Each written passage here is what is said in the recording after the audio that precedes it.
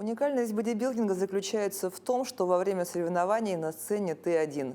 У тебя нет мяча, лыж или коньков. Другим спортсменам нужно оборудование, как, например, в футболе. Но во время своих соревнований я на сцене один, и у меня нет ничего, кроме самого себя. Арнольд Шварценеггер. Здравствуйте, это программа «Якутия Лайф». Меня зовут Ирина Ефимова.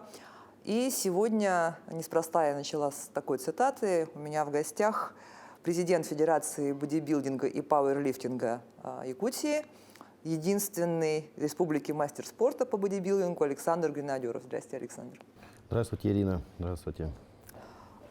Недавно в Якутии прошел очередной чемпионат по бодибилдингу. 3 года он не проводился. Да. Видимо, в связи с ковидом, я так понимаю. Да, совершенно верно. Вот. Ковид не давал. И как все прошло? Я бы одним таким емким словом характеризовал, что положительно и позитивно. Вот. Народу было немного, но все очень было хорошо, все довольны, всем понравилось, как зрителям, так и спортсменам. На мой взгляд, я считаю, позитивно, очень позитивно все прошло. Но вот вы сказали, что участников было не так много, да? На первых соревнованиях, вообще на первых чемпионатах был просто бум участников, по 10 человек в каждой категории. Совершенно верно. А сейчас, на последнем сколько? Сейчас у нас по 3 человека было, по 4, где-то в категории 1 даже человек был. Небольшое количество участников. А с чем это связано? Это мода прошла или или требования жестче стали? Ни в коем случае мода не пошла, людей тренирующихся, наоборот, больше становится. Просто 3 года из-за того, что не проводили, народ немножко отвык, наверное, готовиться и немного боялся, потому что на примере 2020 года за неделю отменили чемпионат, люди были полностью подготовлены уже, все куплено, подготовка проведена, диета прошла успешно. Все, люди боялись опять вложиться, подготовиться, помучиться, не есть, это же целое дело. По несколько месяцев люди на диете сидят. И побоялись, что опять отменят. Мне так кажется. Но чемпионат состоялся, и многие, конечно, наверное, пожалели, что не вышли. Что ж поделаешь, из-за перерыва. Потому что мода, она не может пройти, у нас залов все больше и больше в Якутске, народу все больше у них занимается. Поэтому мода, наоборот, она в эту сторону дальше развивается. Не из-за моды и не из-за требований. Требования, в принципе, как были, так и остались. Также потянутое тело, приятный вид, купальник, грим, все это как было, так и есть, в принципе, ничего нового. Добавили не сложности в элементах, а добавили просто несколько категорий. Наоборот, решили расширить наш диапазон дисциплин соревновательных. Добавили wellness и классик физики у мужчин. Вы сказали, что в залах все народу много, залы открываются, но действительно на занятия фитнесом бум не только в Якутске, но и вообще здоровый образ жизни входит в моду. Действительно ли в какой-то момент человек ходит просто в зал для себя, и в какой-то момент ему надо уже переходить в профессиональную категорию? Не у всех, конечно, кто-то ходит и будет ходить только для себя, это понятно, такая категория людей. А кто-то потихонечку начинает склоняться, полгодика, годик-два, и смотришь, уже вопросы задают, а как, а что, и начинают интересоваться. Причем как и молодежь, так и в возрасте уже люди, которые по мастерам могут выходить, интересуются. Не скажу, что прямо все поголовно хотят выступать, но многие хотят, многие прям. Интересно, все равно людям хочется себя реализовать. Пандемия ударила по многим отраслям, в том числе Конечно, и по вашей отрасли. Как вы, в частности, и как вообще фитнес-индустрия наша это время пережила? Я думаю, не секрет ни для кого, что фитнес-индустрия одна из самых пострадавших, наверное, от пандемии, потому что некоторое время вообще не работали залы, просто вообще закрыты были все. Потом жесткие ограничения, опять же, тренажеры расставить, создать условия, метраж для занимающихся людей, линии, QR-коды, рециркуляторы, это все очень трудоемко. И народ просто не ходил, потому что многие занимались дома. Купили какое-то оборудование, кто-то штангу купил, кто-то какие-то резиночки, чтобы работать. Можно ли дома полноценно заниматься? Вы мне как тренер скажите. Прям совсем полноценно, чтобы еще и подготовиться на соревнованиях, я думаю, нет. Это, конечно же, в условиях зала. А для себя, чтобы, допустим, вот пережить этот период, допустим, тоже пандемии, там полгодика, годик-два, можно, конечно, чтобы держать себя в форме. Ну вот вы сказали, что люди занимаются сначала для себя, потом в какой-то момент у них появляется желание там, показать это, Да. донести большему количеству людей. Это вы про себя тоже говорили в том числе? Я вот к тому, что вас-то бодибилдинг чем привлек в свое время. Ну, Как вы тоже начали для себя заниматься, потом... сначала, да, для себя. Я так же, как и многие, сначала пауэрлифтингом занимался, потом только перешел в бодибилдинг. Выступать у меня, конечно, никаких мыслей поначалу не было даже. Так просто для себя. Немножко подтянуться где-то, там, улучшить форму. В наше же время там, ну, паломничество было, там, Арнольд Шварценеггер, и все, больше ничего не видели. Тогда это называлось еще культуризм, если я не ошибаюсь. Да, в самом начале. Еще раньше атлетическая гимнастика, потом культуризм, потом уже бодибилдинг. Плавненько названия менялись, но суть оставалась. Все равно это все атлетическое направление, силовое. Как бы. Ну, потом просто переходит это все уже в строительство тела. И как бы финалом послужил уже вид спорта бодибилдинг. Хотя поначалу этот бодибилдинг, он был совмещен с силовыми даже упражнениями в самом начале. Там жим лежа соединялись с каким-то позированием. Это вот еще вот 80-е годы было, в конце 80-х. Потом перешло уже в культуризм. На сцене просто уже стояли, выходили люди. А почему вы из пауэрлифтинга перешли в бодибилдинг? В пауэрлифтинге я много это не смог добиться. Опять же, у всех есть ограничения, травмы, тяжеловато было уже. И стало интересно новое направление, потому что одно железки поднимать это одно постоянно, захотелось развиться в другом направлении. Это не то, что пауэрлифтинг мне не нравится, а то, что просто захотелось чего-то еще. Хотелось новое направление изучить. Вот, у нас в зале в Спарте тогда только Спарта была практически, были одни пауэрлифтеры, и нам захотелось, мне и нескольким моим товарищам как-то выделиться захотелось. Мы захотели заниматься именно вот этим видом спорта.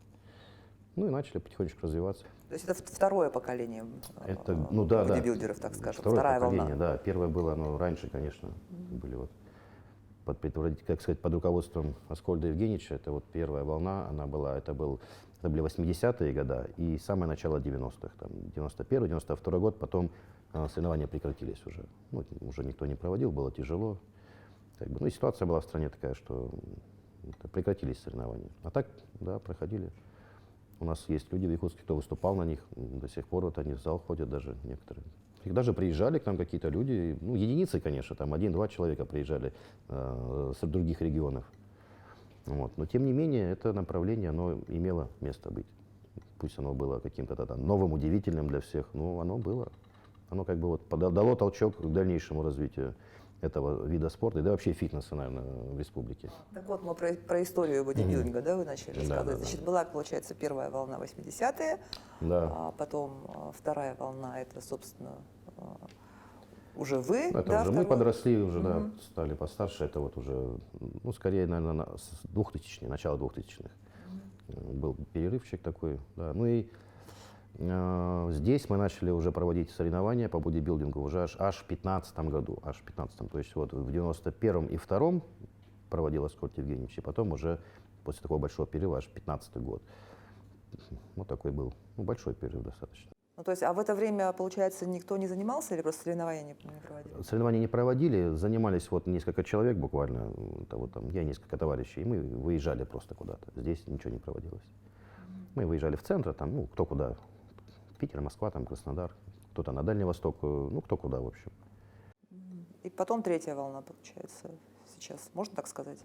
Это она, наверное, есть вторая, потому что как началось в 2015 году. Так и не затухает. Да, так мы и идем. Если брать эту вторую волну от 2015 года, если раньше брать, когда мы просто ездили, я не знаю, волна, не волна это, но мы просто выезжали и приезжали, медальки привозили. А с 2015 года уже началось как-то такое прям тотальное развитие. Тотальное, потому что стоит провести одни соревнования, судя по моему опыту, как сразу начинается развитие моментально. Все начали выступать, все захотели стать тренерами. Все тренера, которые у нас сейчас есть, я думаю, 9 из 10, они прошли наш чемпионат. Это так и есть. Во всех клубах все какие-то более-менее ведущие тренеры, они все прошли Гран-при Саха, они все выступали, стояли на сцене. Сегодня тренироваться проще, то есть, во всяком случае, можно не говоря о том, что можно какое-то оборудование купить домой, можно в интернете посмотреть там какие-то тренировки, онлайн это все, или просто в Ютубе смотреть уроки, заниматься самому, да. А в ваше время же информацию, получается, как искали-то? В наше время искали немножко по-другому. Ну, так как интернета тогда еще не было, мы искали ее в журналах, в книжках, в библиотеках, в каких-то справочниках даже, историях, энциклопедиях, там, ну, и, как говорится, из уст в уста. Мы просто эти слухи собирали, со спортсменами созванивались по межгороду, кто там с Москвы, из Питера, с ними советовались. Ну, информации было, конечно, очень мало, было чуть сложнее готовиться. В плане информации сейчас, конечно, легче. Но у нас была мотивация, сильнейшая мотивация, ну, которую сейчас я не наблюдаю, если честно. Она как-то послабее упала. А в плане именно информационном, конечно же, сейчас раздолье. Просто один интернет чего стоит. Ты просто заходишь, а там есть все. Какие-то уроки бодибилдингов, диеты. Ты можешь просто взять в интернете, найти, что тебе есть, как тренироваться. Все есть, абсолютно все. Правила бодибилдинга, там, тот же нанесение грима. Ну, как бы в плане информационном намного проще, намного. А мотивация, вот вы говорите, у вас была какая мотивация? Добиться, стать лучшими? Мы Говорите, сильная хотели мотивация достигать, была, мы хотели выигрывать. У нас очень была мотивация высокая. Мы прям стремились. Я просто сейчас смотрю на спортсменов, ну, вот такого прям сумасшедшего стремления, ну, вот не вижу. Может, просто еще не попались такие нам люди. А может, кумиров нет таких? Я не знаю, как-то, ну, сегодня вообще... У вас вот кто висел у вас? У нас, Плакаты чьи? конечно же, чемпион, это Арнольд Шварценеггер всегда был из испокон веков. Потом, чуть попозже, в 90-е, уже стали появляться звезды западного профессионального бодибилдинга. Там, ну, это Дориан Яц, там, ну, много у кого есть, Ронни Коллиман. Но вот вы долгое время жили, тренировались в Москве, и тогда же и получили чемпионский титул среди любителей. А вот можно ли этого было добиться в Якутии? Или для этого нужно было уехать? Ну да, какое-то время я жил в Москве, тренировался там и тренировал, и тренером работал в Якутии. Но почему? Можно и в Якутии. Опять же, повторюсь, с помощью интернета. У нас сейчас как ребята тренируются? Они же все тренируются онлайн у тренеров всех, которые, ну, с центральной части России, там Москва, Питер. Они все там. И, ну, в этом, я скажу, есть и плюсы, и минусы.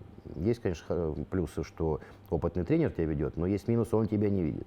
Он тебя не видит, он тебе просто может по телефону какие-то давать задания. Ну, то есть живой тренер в зале это всегда лучше? Конечно, конечно, намного лучше. И пусть он даже может быть не такой профессиональный, титулованный, да, но он хотя бы тебя видит, он видит твои изменения, он может тебя поменять. Это, ну, это не то, что по телефону. Ну, к сожалению, как бы, а может быть к лучшему, не знаю. Сейчас именно так ведется тренировки у нас вот в Якутии. Они все тренируются у тех тренеров, которые, ну, в основном Питер, конечно. Питер, немножко Москва. Но получается, вы в Москву поехали в свое время тогда зачем? То есть вы всего уже достигли здесь и решили там себя попробовать, или что это было? Да нет, я даже как-то и не из-за спорта поехал, просто хотелось, ну, пожить в большом городе. Я в Москве не жил никогда.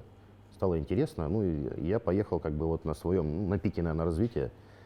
Ну, я вот, допустим, первые свои там кубки, медали, я, живя еще будучи здесь, начал получать. Даже вот, ну, какой у меня был тогда, вот второе место на Санкт-Петербурге, как раз мы с Александром Конзоевым выступали. Он стал первый, я второй. Это вот, ну, по тем временам было достаточно высокое такое достижение. Будучи в Якутске, я занимал здесь, живя здесь. Третий на Москве становился, тоже живя еще в Якутске. Это 2005 год, 2004, 2003. Потом в 2006 уже поехал. Ну, там, конечно, да, информации стало больше поступать. Я стал ходить в залы с ребятами, которые там давно выступают. Общение пошло с центром более плотное, не только по телефону. Вот. Ну, естественно, развитие пошло побыстрее.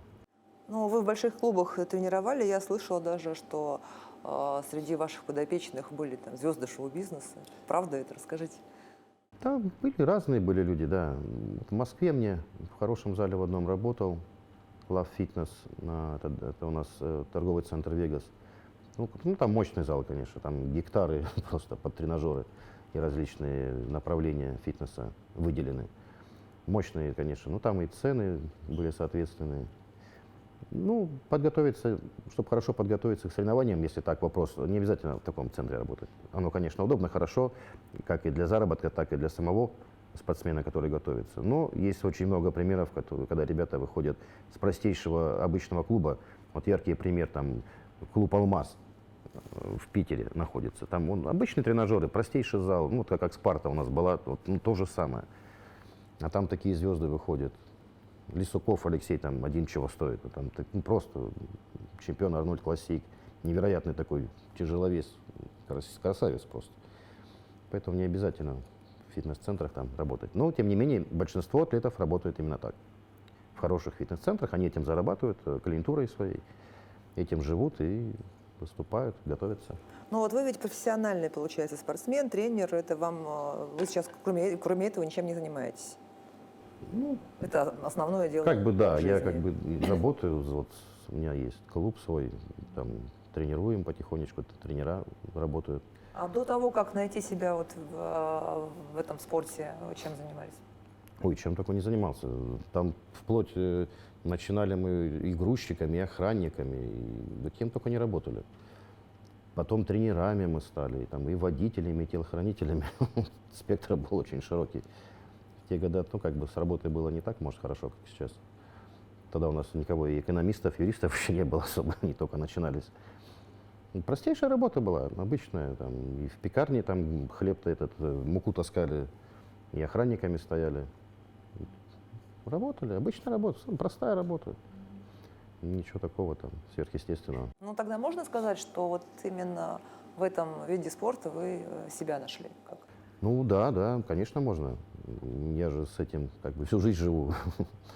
Сейчас вот просто из спортсмена переквалифицировался уже, так сказать, в организатора, провожу соревнования. Нашел себя в этом. Мне это интересно. Организовывать какие-то турниры, проводить, развивать у нас этот вид спорта в республике. Поэтому да, я в этом спорте остался, он мне дал.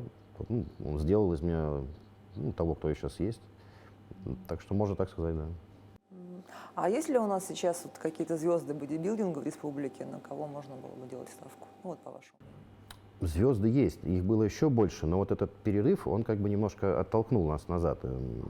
Кто-то перестал выступать, хорошие спортсмены были. Но звезды, которые вот сейчас еще прямо вот в тренде, которые еще у нас выступали и сейчас вышли, ну, допустим, я бы, наверное, отметил Чернова Данила, он с города Нерюнгри. Он очень хорошо выступает и форму не теряет, и не растерял, и он у нас сейчас опять выиграл, стал абсолютным чемпионом по пляжному бодибилдингу. И думаю, что он, если будет дальше еще выезжать на соревнования, он дальше будет выигрывать. Из девочек у нас вот подрастает, сейчас такое поколение подросло, Айталина Яковлева, модельки выиграла у нас сейчас. Ну, вот, если брать именно вот этот чемпионат,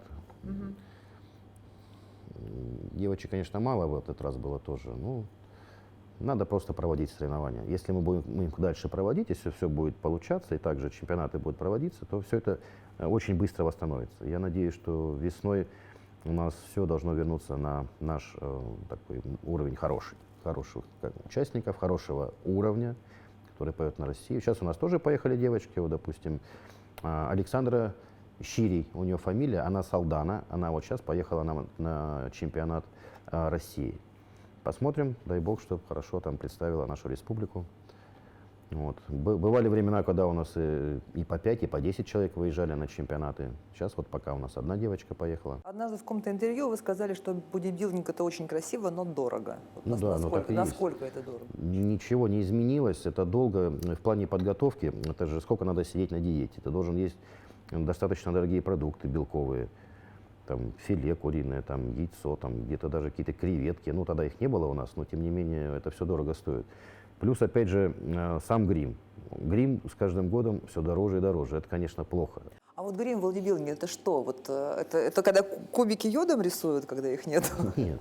Это у нас просто по правилам бодибилдинга ты не можешь выйти просто в плавках и выступать. Ты должен обязательно выйти загримированный. То есть твое тело, специальные гримеры наносят грим на тебя, и ты выходишь уже весь загримированный, как мужчина, так и женщина. Это вот неотъемлемая часть этого спорта. К сожалению, ты не можешь, может, выйти без грима. Как бы вот правило есть правило. Нет, ну это тон просто, это вот как телевизионный грим, просто тон или рисуют? Ничего не рисуют, просто наносят пульверизатором, как краской, и ты становишься бронзово-темным таким, как загар, наверное. Ближе всего это к загару, скорее, я так скажу. Просто есть небольшой такой оттенок, где-то блеск, бронза такая. Мажется, ну, абсолютно все гримируется, даже лицо. Лицо просто чуть слабее, а так тело, конечно, должно быть загримированным. И вот грим этот, к чему я веду разговор, он стал дорожать просто с каждым годом. Был там 2000, 2500. Раньше люди сами наносили грим. Вот я выступал, мы сами его наносили. Намазал, там, спину попросил товарища, вышел, все. А сейчас это все услуга профессионального гримера. Ты должен оплатить. И сейчас уже дошло до 5000. Просто ты вот приехал, одни соревнования 5000. А если представить, что у тебя за сезон их там 10 соревнований, вот ты каждый раз вот так вот платишь. Ну и плюс очень затратные там в плане макияжа, это женские категории. Им же каждый раз надо заплатить стилисту, привести себя в порядок, там, волосы, макияж, ну это целое дело. Украшения подобрать, ну это вообще все дорого. Плюс, если ты еще выезжать собрался куда-то, вот просто представьте, сколько стоит выехать с Якутии в тот же Питер, Москву и там покататься по стране, чтобы чемпионаты эти все посетить. Это в такую, ну, достаточно круглую сумму. Ну, зато не надо никакого дорогого снаряжения специального. В этом плюс, да. Не надо хоккей, там, теклюшки, всякие защитные щитки, да, не нужны там боксерские перчатки, не знаю, экипировка. Но это все равно не дешевле. Просто сама подготовка очень много денег занимает.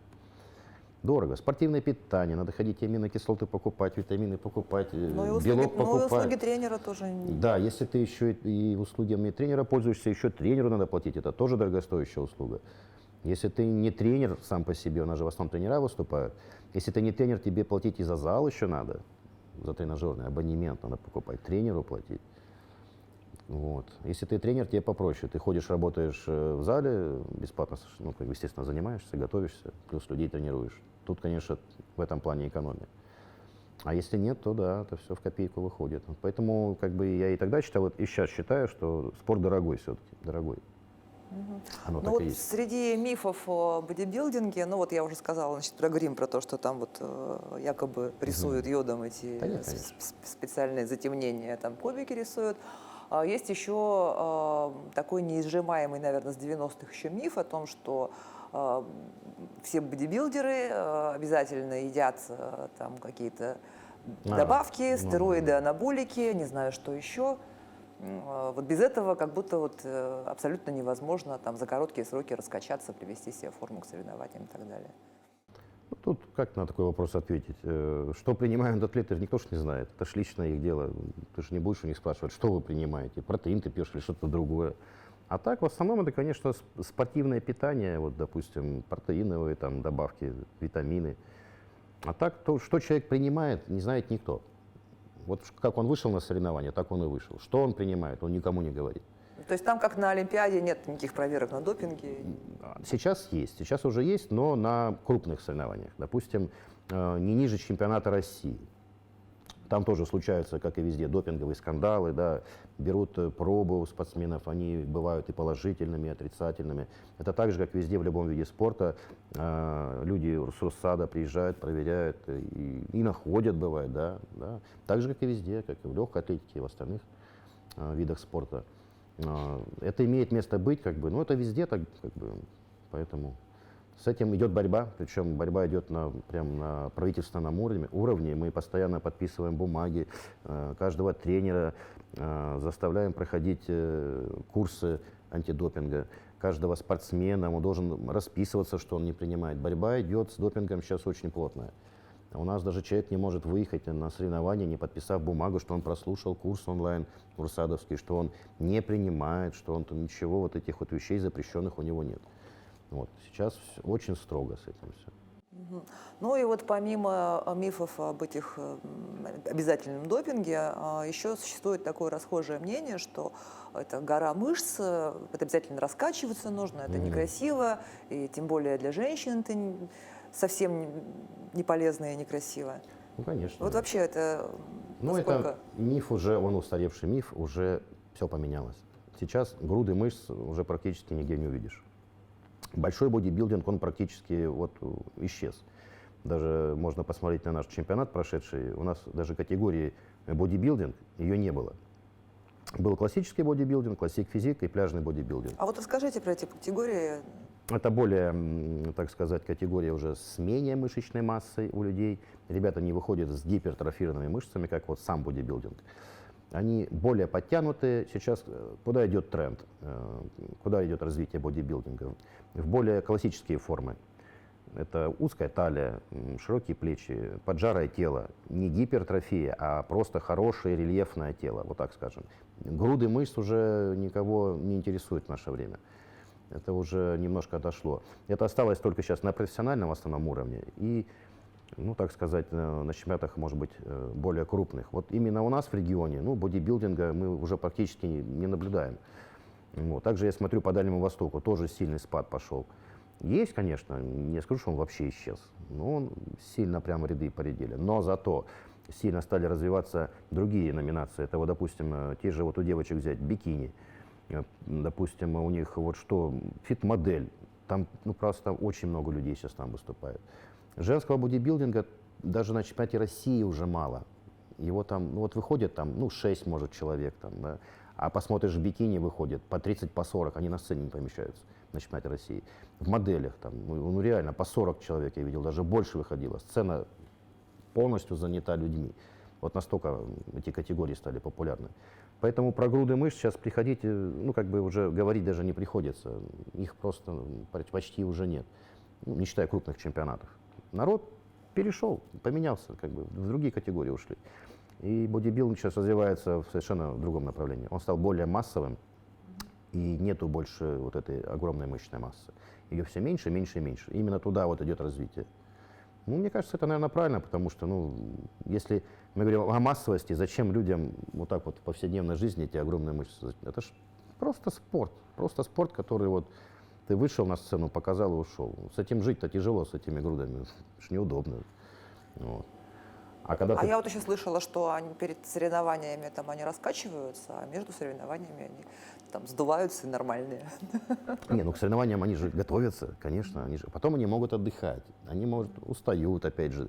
Тренировки же почти ежедневно идут перед соревнованиями. Вот насколько, кстати, нужно быть постоянно в форме, потому что, ну вот, пару недель назад я брала интервью от триатлета, да, который Ironman бегал. Да-да-да. Вот, и он говорит, что это полностью образ жизни нужно поменять, ну, совсем, да, чтобы готовиться к соревнованиям, начинаешь сразу же, как только заканчивается там чемпионат, тут же начинаешь готовиться к следующему, то есть у тебя абсолютно нет времени. Круглогодично. Да. И ты должен полностью свой распорядок дня поменять, вообще жизнь вот этому подчинить, иначе ты просто, ну, вылетаешь. Вот. А вот насколько бодибилдинг должен все твое время отнимать? Или можно там, перед соревнованиями за там, месяц-два прийти в форму? Ну, у нас как все обстоит дело? У нас сезонность. У нас есть осенний сезон и весенний сезон. У нас вот сезоны проходят дважды в год. Люди готовятся к весеннему сезону, то есть там начинаются региональные турниры, потом, допустим, как у нас вот Дальний Восток, потом идет чемпионат, там, если ты хочешь, можешь поехать на Москву, но это все равно город. Ну и апогеем является чемпионат России, естественно. Все готовятся в итоге к чемпионату России, серьезные спортсмены. Вот, заканчивается чемпионат России, потом еще несколько турниров таких завершающих идет, и потом спадает на нет. Потом идет лето, все отдыхают, начинается там у кого-то массонабор, кто-то вообще не занимается, отдыхает. Есть такие моменты, когда можно отдохнуть. Не надо прям круглый год держать форму, если ты не профессионал. Профессионалам надо постоянно держать форму, они этим зарабатывают, они этим живут. Им надо постоянно ездить на турниры, даже не в сезон, и выступать, и зарабатывать этим деньги. А если ты любитель, ты можешь отдохнуть и потом готовиться к следующему сезону. То есть на новогодние праздники можно поесть, летом можно месяц да, на пляже поваляться, Новый ничего год страшного у нас не попадает под весенний, да? или осенний сезон, можно Новый год спокойно поесть. Это не проблема. Но как только начинает приближаться сезон, то есть 2-3 месяца, у кого как, уже начинается подготовка серьезная. Ты начинаешь тренировки там почти ежедневные, питание правильное, и потом в итоге все, на диету садишься и выходишь. А вот по категориям, опять же, вот вы сказали моделинг и там пляжный, да, чем они отличаются? Ну, допустим, фит-модель – это у нас женская категория. Пляжный бодибилдинг – она мужская. Но у них есть общее, это, так сказать, просто красивые женские мужские тела, без, как мы вот говорили, без гипертрофированной массы. Они поджарые, подтянутые, мускулистые и обязательно такие сухенькие, без лишнего жира. Вот. Это более такое направление, которое сейчас нравится людям. Все туда идут. Ну вот как это оценивать? Это вот все равно субъективно же как-то? Или... Ну, если речь идет о судействе, конечно, это субъективный вид спорта, как фигурное катание, то же самое. Вот ты выбираешь из тех, кто лучше. Но тем не менее, большинство судей всегда сходятся во мнении. Как бы там ни было, все-таки Все большинство... равно есть какие-то критерии Да, объективные? критерии обязательно есть, хоть он и субъективный, но критерии существуют. И самый главный критерий – это, конечно же, общая картинка, это пропорции. Это пропорции человека. Это вот он должен быть с одинаковым развитием верха и низа, допустим. Да? У него должна быть талия, обязательно талия. Развитый плечевой пояс у мужчин, там, да. У женщин, наоборот, ягодичное, бедро должно быть развито. Но самое главное – это общая картинка, это пропорция. Если у тебя пропорция есть, ты будешь выступать довольно успешно, если ты сможешь сделать хорошую уже форму тела, просушиться, очертания какие-то приобрести, подкачаться, опять же, вот, чтобы все совпало. Но самое главное все равно это пропорция и общая картина, чтобы ты вышел, чтобы ты не был там. Вот почему многие у нас проигрывают девчонки?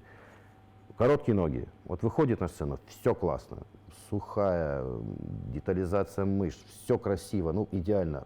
Ну от природы ноги короткие. Все. Ну, ты ничего ж с этим уже И ты не ничего не сделаешь. сделаешь, и хочется, а не получается. На чемпионате России сразу последние места. Ну что, не получается, все. Ну, как-то так. Вот поэтому пропорция, если ты изначально как бы с пропорциями, не надо быть там изначально с большими мышцами, да, там, или с минимальным содержанием жира у тебя тела не должно быть изначально.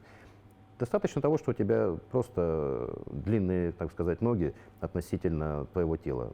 Все развито пропорционально. То есть пропорция, она как бы впереди всего идет. Будет пропорция, все остальное можно сделать. А так, да, судейство, конечно, такое субъективное. Все-таки. Понятно. И вот еще про Спарту, да, мы же говорили о том, что даже сам вид спорта несколько раз менял название, а клуб Да. его все-таки название сохранили историческое, хотя он там переезжал Ну раза да. 3, наверное, точно. Это точно, да, если не больше. Ну, Спарта, как она вот изначально была создана с Ходом Евгеньевичем Суровецким в 1969 году, так вот она и до сих пор существует. Ну, название красивое, зачем его менять? Осталось оно из тех времен. Как бы, ну, это дань традиции скорее, переименовывать. Сейчас много, конечно, этих клубов, модных названий. Ну и это потом сейчас вообще хорошо. модно ребрендинг делать, даже Ну да. переименовывают, даже когда там ничего не меняется. А вы почему вот не стали менять название? Ну, как-то все-таки стараюсь сохранить какие-то традиции, может, еще с тех годов. Пусть оно будет. Модных клубов и так уже много. Пусть останется один клуб, который со старым названием и самый, так сказать, первый и старейший клуб. Посмотрим. Менять название в планах нет. Пусть традиции идут, пусть все будет как вот где-то чуть-чуть как раньше. Какой-то дух, он должен все равно остаться от тех времен. Он как бы все-таки дает какой-то стимул. Очень много чемпионов же оттуда. Поэтому какой-то все равно толчок людям он все равно дает. Ну, какие-то цели вы сейчас перед собой ставите? Или все уже... Ну, цели сейчас такие. Сейчас нужно развивать вид спорта этот у нас в республике. Вывозить спортсменов, проводить соревнования. Вот основные задачи такие. Привлекать, опять же, людей к соревнованиям, развивать вот эти категории, которые самые популярные у нас. Также проводить. Чем больше будет соревнований, тем больше будет развития. Тут это факт. Поэтому... А почему вы решили вернуться в свое время в Якутию обратно? Ну, как-то, не знаю, в Москве все равно все сложно. Человек как-то вот, который там не родился, может, менталитет немножко другой. Привыкаешь к более маленькому городу. В большом городе где-то некомфортно, где-то вот все равно. Не знаю, как-то попробовал, получил опыт. Все, хватит, достаточно. Ну, кто-то остается, потому что каждый сам же решает. Я бы как бы, в Москве не хочу жить. Мне как бы не особо там все-таки нравится. Хотя там и логистика хорошая, и продукты питания там дешевле, и выбор огромный. Ну, как-то все равно. Попроще как-то вот все-таки. Вот лично мне больше нравится на периферии. Здесь есть чем заниматься. Ты можешь развивать этот вид спорта, а там уже развивать нечего. Там уже настолько все развито, что ты там, ты приезжаешь, и тебе, ходишь тренером простым, там работаешь. Здесь, а здесь-то поле не паханое, здесь можно развивать этот вид спорта, это же интересно. Опять же, вот я приехал и сразу провел чемпионат. Так тут бум, взрыв такой был, это ж, ну так эмоции. Это и людям интересно, и мне такой как бы опыт и запал. Это реально интересно этим заниматься. А в Москве, ну как там, чтобы провести соревнования, я не знаю, кем надо быть. Там, реально там каким-то Ешанькиным, Дудушкиным, там, вот, такого уровня надо быть человеком. То есть возможностей больше, да, получается? Возможностей больше, но достичь чего-то в Москве тоже не так просто. Ну, тяжело же, так бы, там конкуренция настолько высокая, что ты просто теряешься там, и все. Тяжело, тяжело, конечно. А так, да, поехать, получить опыт и вернуться к себе и развивать это здесь. Вот это, мне кажется, самое главное. А уехать там остаться, ну, у нас так вся страна делает.